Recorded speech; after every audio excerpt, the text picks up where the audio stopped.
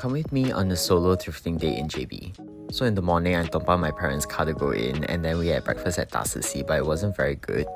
And then right after, my parents went to KSL to do their hair, and I went off to start my shopping. This is my first time at Jalan Jalan Japan, and it's so huge. Like, I knew it was huge, but I didn't know it was so huge. So I went to the men's section, but there was nothing really for me, and once I hit the women's section, I immediately added things to my cart.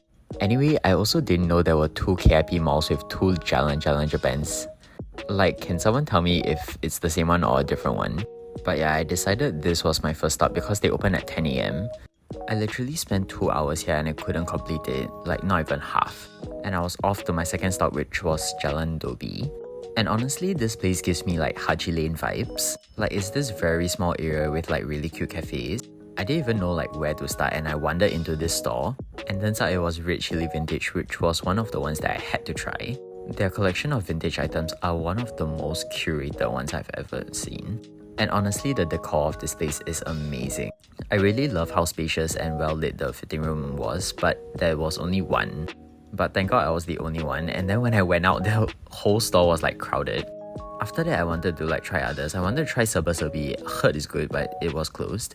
And then I went into this store. It's this quaint little store. It has like OL vibes. But they also had like designer teas also. I didn't find much there, so I went to Label 33. And they had so many like Carhartt, Dickies, designer teas, authentic and inauthentic. And they had a fitting room, but it was pretty dark. But at least they had a fitting room, you know. So sometimes I had to like draw open the curtains to like let some light in. And then this was me trying to find like the rest of the stores. I couldn't find them. Turns out it was like round the corner. And turns out there were more cafes and bakeries here. And then I found them, and turns out they were all like right beside each other.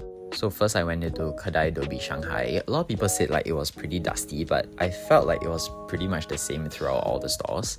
I really love how much effort they put into like decorating the place. Like it's so cute. And most of these stores have like a second level.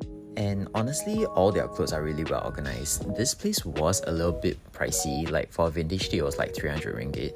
So for me, that's quite out of my price range, but they had cheaper options as well. And on my way out, I saw a Harley Davidson top, and when there's one, there's more. And true enough, there's like a whole rack of them. After that, I attempted to do a fit check, but I failed terribly. But honestly, that day was quite a good day to shop because it was like overcast, so it wasn't like too hot to walk around. Next was Rebirth. This was very like streetwear focused, a lot of like oversized tees, which honestly wasn't for me, but it was still quite a cool store nonetheless. They had a second level, and this was, I would say, a bit more dusty than other stores, but still quite okay lah. So after that, I went to Farah First. This is a very feminine store, but despite that, they also had like vintage jackets and like Stone Island. And they also sold like designer bags, but for like 300 ringgit, you know lah. They were still cute though. I was considering this Fendi baguette. And honestly, their items are really affordable, like $20 for pants and like maybe 15 for a blouse or something, ringgit. And again, everything is really well organized. Small bags. And this was me trying on like the sweater vest because they are not too thick. And there was even like a men's collection upstairs. So they were selling like shirts, vintage tees, oversized tees, a lot of tees, and all of them were like really like good condition. The price range is about like 150 to 200 ringgit for like a t-shirt, which I feel is okay if you're like into this aesthetic. And they're all like even color coded. I didn't find anything that I like, but I highly recommend this store. Also, this Chanel backpack is so cute. And right opposite, there's this like cozy store, and it had this like grey studio, low-key wabi-sabi vibe. And I think it's more towards like the conservative market, but also not really. Price range is like 100 to 200 ringgit. There's even something for plump parents too. By now, I was like almost done with everything actually. So I decided to do like a fit check attempt again, and I stepped directly into like a drain. Like, I don't know what was happening that day, but yeah. Then this kid and the mother like passed by. It was really clownery, yeah. But yeah, after that I gave up. So I still had time, so I went to BFC, which was right beside Kedai Dobi Shanghai. And this place has like a retail store in the first level and a cafe in the second level, so it was like an all-in-one place. The retail space like carries over 20 designers, I think, most of them locally, like in Malaysia. and I think some in like Indonesia or Japan or something like that, all over the world. Their range of designers are actually quite diverse, like there are many aesthetics here, so there's probably something for everyone. Like these dresses are divine. After that I went upstairs to the cafe, and this is the menu, like for prices roughly if you are interested. The prices are quite okay honestly, that they are half the price considered to Singapore cafes. And this cafe is like really cozy, I love it.